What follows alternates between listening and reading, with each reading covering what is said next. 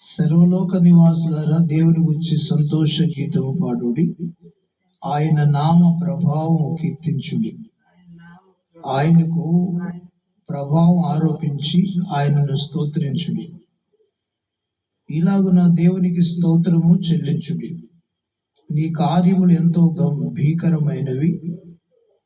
నీ బలాతిశయమును బట్టి నీ శత్రువులు లొంగి నీ యుద్ధకు వచ్చేదరు.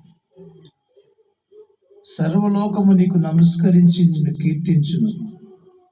నీ నామమును బట్టి నిన్ను కీర్తించును. దేవుని ఆశ్చర్య కార్యములను చూడరండి. నరుల ఎడల ఆయన జరిగించు కార్యములను చూడగా ఆయన భీకరుడై ఉన్నాడు. ఆయన సముద్రమును ఎండిన భూమిగా చేసెను. జనులు కాలినడక దాటిని. అక్కడ ఆయన యందు మేము సంతోషించుతిమి. ఆయన తన పరాక్రమం వలన నిత్యము ఏలుచున్నాడు. అన్ని జనుల మీద ఆయన తన దృష్టి ఉంచి ఉన్నాడు. ద్రోహులు తమ తాము హెచ్చించుకొని తగదు. జనములారా, మా దేవుని సన్నతించుడి.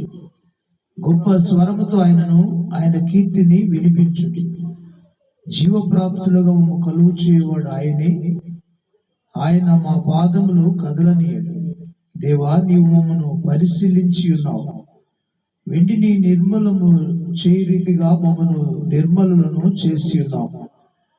నీవు బందీ గృహములలో మమ్మను ఉంచితివి. మా నడుము మీద గొప్ప భారము పెట్టితివి. నరులు మా నెత్తి మీద ఎక్కునట్లు చేసితివి. మేము నిప్పులలోను నీళ్లలోను పడితివి. అయినను నీవు సమృద్ధి గల చోటికి మమ్మను రప్పించి ఉన్నావు. దహన బలులను తీసుకొని నేను నీ మందిరంలోనికి వచ్చేదను. నాకు శ్రమ కలిగినప్పుడు నా పెదవులు పలికిన మృక్కుబడులను, నా నోరు వచించిన మృక్కుబడులను నేను నీకు చెల్లించేదను. పొట్టేళ్లను, ధూపమును, క్రొవ్విన గొర్రెలను తీసుకొని నీకు దహన బలులు అర్పించేదను. ఎద్దులను, మేకపోతులను అర్పించేదను. దేవుని యందు భయభక్తులు గలవారులారా, మీరందరూ వచ్చి ఆలకించుడి. ఆయన నా కొరకు చేసిన కార్యములు నేను వినిపించేదను. ఆయనకు నేను మొరపెట్టిదిని. అప్పుడే నా నోట శ్రేష్టమైన కీర్తన ఉండేది. నా హృదయంలో నేను పాపమును లక్ష్యము చేసినట్లా ప్రభువు నా మనవి వినకపోవును. నిశ్చయముగా దేవుడు నా మనవి అంగీకరించి ఉన్నాడు. ఆయన నా విజ్ఞాపన ఆలకించి ఉన్నాడు. దేవుడు నా ప్రార్థనను త్రోసివేయలేదు. నా యొద్ద నుండి తన కృపను తొలగింపలేదు.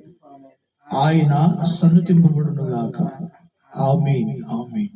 దేవుడి వాక్య భాగం మన వెనుకల్లో దీవించును గాక. ఆమేన్.